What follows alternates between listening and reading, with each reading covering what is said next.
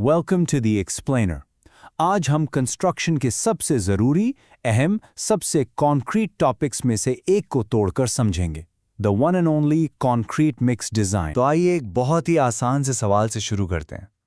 आप जो एक मजबूत दमदार बिल्डिंग देखते हैं जो सालों साल टिकती है, उसका असली राज क्या? देखिए, असली जवाब उसके सरिया या ईंटों में नहीं है, वो छुपा है उसके कंक्रीट की रेसिपी में। जी हाँ, बिल्कुल एक मास्टर शेफ की रेसिपी की तरह। और इस रेसिपी को तैयार करने के प्रोसेस को ही हम कहते हैं कंक्रीट मिक्स डिजाइन। अब इस रेसिपी को एकदम परफेक्ट बनाना ये एक साइंस है, कोई गेसवर्क नहीं।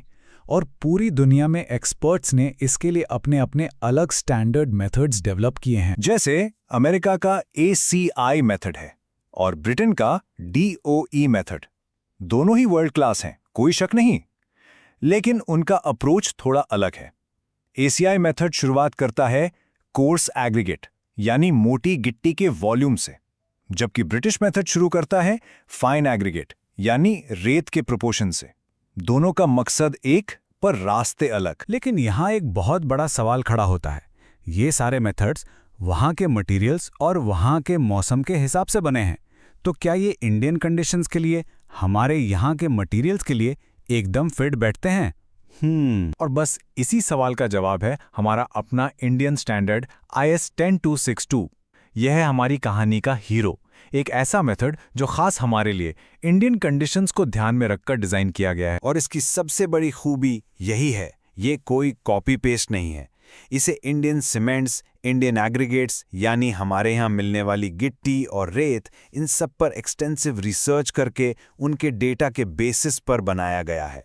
Truly made for India. अब इस IS मेथड को इस्तेमाल करने के लिए हमें कुछ स्पेसिफिक जानकारी चाहिए होती है, जैसे कि कैरेक्टर स्ट्रेंथ यानी PK, मतलब हमें कंक्रीट कितना स्ट्रांग चाहिए।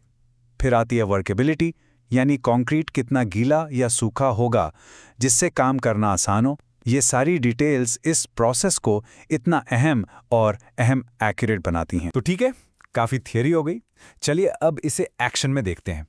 हम एक बहुत ही कॉमन एग्जाम्पल लेंगे जिसे आप रोज सुनते होंगे, M20 ग्रेड कंक्रीट। आइए इसका मिक्स डिजाइन करते हैं। पूरा process in 5 simple logical steps में डिवाइड किया जा सकता है। हम टारगेट स्ट्रेंथ सेट करने से शुरू करेंगे और एक एक करके फाइनल एग्रीगेट प्रोपोर्शंस तक पहुंचेंगे। Let's start. Step number 1, target mean strength calculate करना। देखिए, हमें M20 कंक्रीट चाहिए यानी 20 न्यूटन पर मिलीमीटर स्क्वायर की स्ट्रेंथ, लेकिन हम टारगेट थोड़ा ज़्यादा रखते हैं। क्यों? क्योंकि साइट पर थोड़ी बहुत कमी बेशी होती ही है। ये एक सेफ्टी बफर है।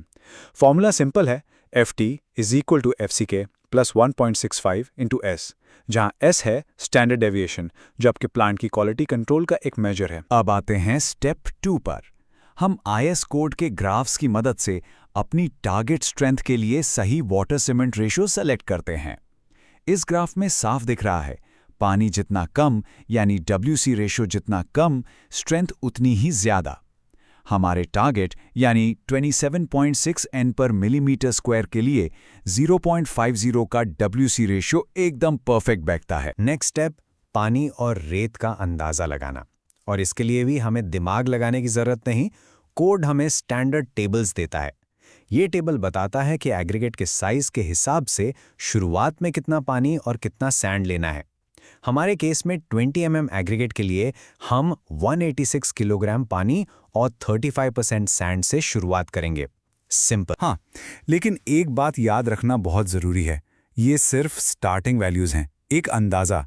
इन्हें प्रोजेक्ट की असली ज़रूरतों के हिसाब से, जैसे हमें कितनी वर्केबिलिटी चाहिए और हमारा फाइनल WC रेशो क्या है, उसके हिसाब से एडजस्ट करना पड़ता है। फाइन ट्यूनिंग यहाँ होती है। तो सारे कैलकुलेशंस, सारे एडजस्टमेंट्स करने के बाद हम अपने फाइनल रेसिपी पर पहुंचते हैं। हमारे M20 मिक्स के लिए हर एक क्यूबिक मीटर कंक्रीट बनाने के लिए हमें एग्जैक्टली इतना मटेरियल लगेगा जैसा आप अपनी स्क्रीन पर देख रहे हैं। अब किलोग्राम्स को साइट पर याद रखना थोड़ा मुश्किल हो सकता है ना? इसलिए हम इसे आसान बनाते हैं और इस मशहूर मिक्स रेशियो में कन्वर्ट करते हैं। हमारे M20 एग्जाम्पल के लिए ये रेशियो बनता है लगभग 1:1.42:3.09। मतलब एक हिस्सा सीमेंट के लिए लगभग 1.5 हिस्सा रेत और उससे डबल लगभग 3 हिस्सा कोर्स एग्रीगेट। आसान हो गया ना? ठीक है, आखिरकार हमें नंबर्स मिल गए, लेकिन असली सवाल तो ये है कि एक रियल कंस्ट्रक्शन साइट पर इस पूरे प्रोसेस को इतनी मेहनत से फॉलो करना इतना ज़रूरी क्यों है? देखिए, IS 10262 जैसे स्टैंडर्ड को फॉलो करना अंदाजे से काम करने और इंजीनियरिंग के बीच का फ़र्क है। यह सीधा सीधा आपके स्ट्रक्चर की क्वालिटी कंट्रोल, उसकी सेफ्टी पर, ड्यूरेबिलिटी पर और हाँ, कॉस्ट एफिशिएंसी पर असर डालता है।